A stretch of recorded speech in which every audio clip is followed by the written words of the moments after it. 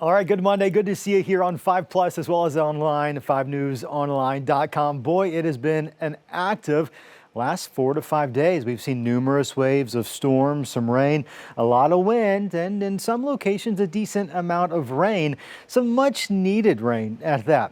This is Doppler radar estimates, and it's just that. A word of caution. Radar does a pretty good job of estimating about how much rain we picked up, but it's nowhere near as precise as some of your rain gauges in your backyard. So if this looks a little bit different, the key takeaway is it's that rain footprint. We can easily see the heaviest of totals were found in eastern Oklahoma, far western Arkansas, those oranges, reds, even mixing in with some purples. It's in this location, these locations rather, we saw about 5 inches of rain. That's of course spread out over 5 days. Some of that came in a short amount of time. We did have some flash flooding Friday night into Saturday.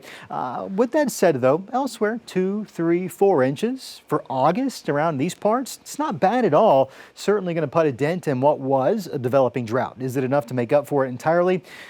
Probably not. Maybe it keeps the drought from worsening at least over the next couple of weeks, but we'll eventually need to see some more rain. Is there any in the extended forecast? Well, let's keep talking about it. Satellite and radar shows a couple of things happening for us.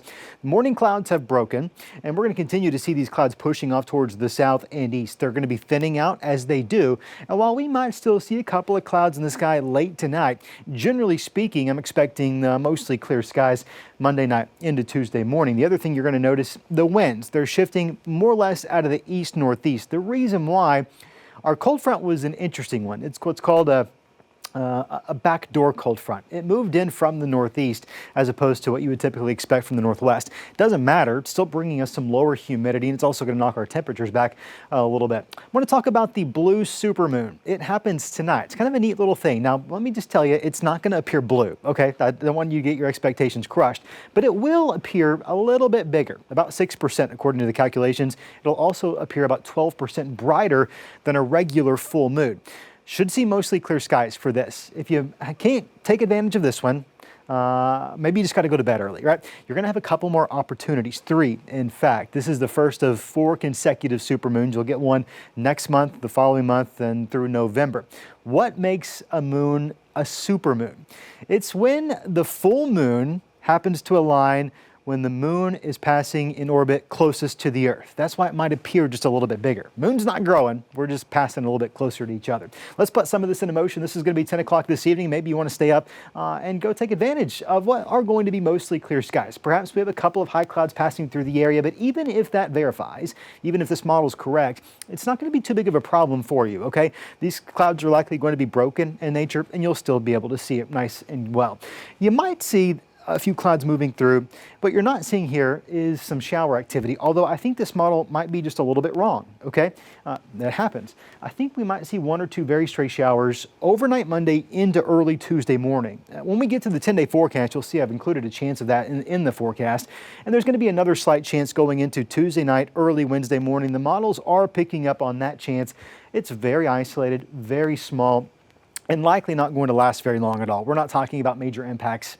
By and large, many of us, the odds say, are going to be dry over the next several days, and it's actually going to end up being pretty comfortable. The big story isn't necessarily the low rain chances, as you see, which are likely to continue at least through the end of the week and going to start to increase a little bit closer to 30% Sunday into Monday. Big story is actually, in fact, going to be the temperatures. That front has really ushered in some really comfortable air, and we get to enjoy it for at least a few days. Northwest Arkansas, I think we're likely going to be in the mid-80s at least through Thursday. That's not bad, but what makes it even better, a little cherry on top, if you will, it's going to be low humidity. So we're actually going to feel nice and comfortable, likely through the end of the week. Closing out the work week Friday around 90 degrees. So we're warming up. Can't hold on to this nice weather forever, you know. I wish we could. And then we'll be back in the low 90s this weekend and likely continuing with that trend into next week. These numbers are pretty typical of this time of the year. So what we're going to enjoy the next couple of days, a nice treat, nothing more than that. Certainly not going to hang around forever. Mid to upper 80s in the River Valley. It's still going to feel good in the River Valley as well. Slightly warmer, not bad. We also enjoy from some of that lower humidity as well. 93 to close out the work week on Friday, mid 90s this weekend. So as you're making your weekend plans, just keep that in mind. We'll have a very slight chance of a couple of stray showers. Dew points have really fallen off this afternoon.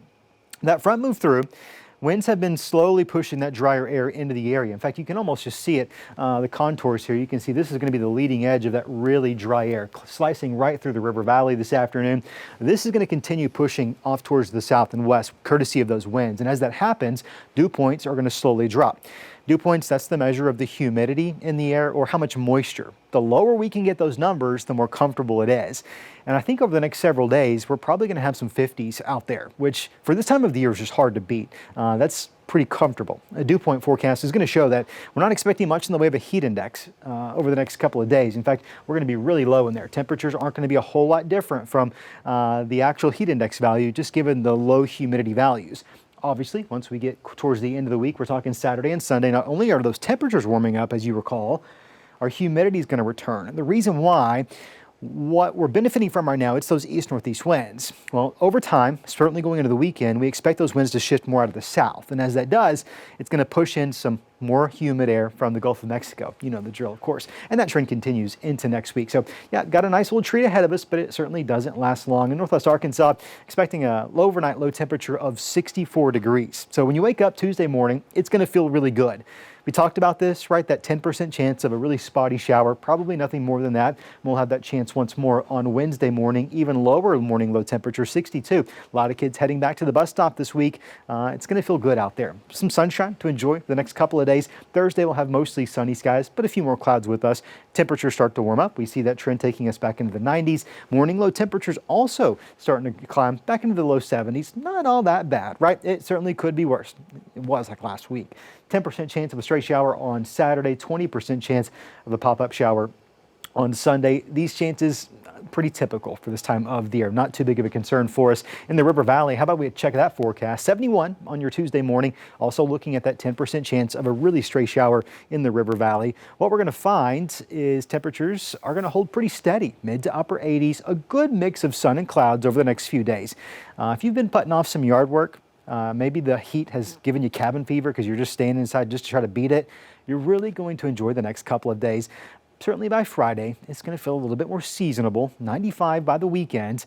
Morning lows as you're heading out to the farmer's market Saturday perhaps, or church on Sunday morning. Low 70s. Humidity's coming back, starting to sweat a little bit with a couple of pop-up chances of showers and thunderstorms. And that slight chance is going to carry over into your Monday as well. Good news here is it's a nice brief break from the heat. And when the heat does return, it's not all going to be that bad. We're not talking about those well above average temperatures that we had to endure over the last couple of days. In fact, these are pretty normal, so we'll enjoy it while we can. All right, now that's a check of your 5+ forecast. We'll see you here every day for an extended, in-depth look at how the weather is going to impact you. For now, I'm Chief Meteorologist Skot Covert.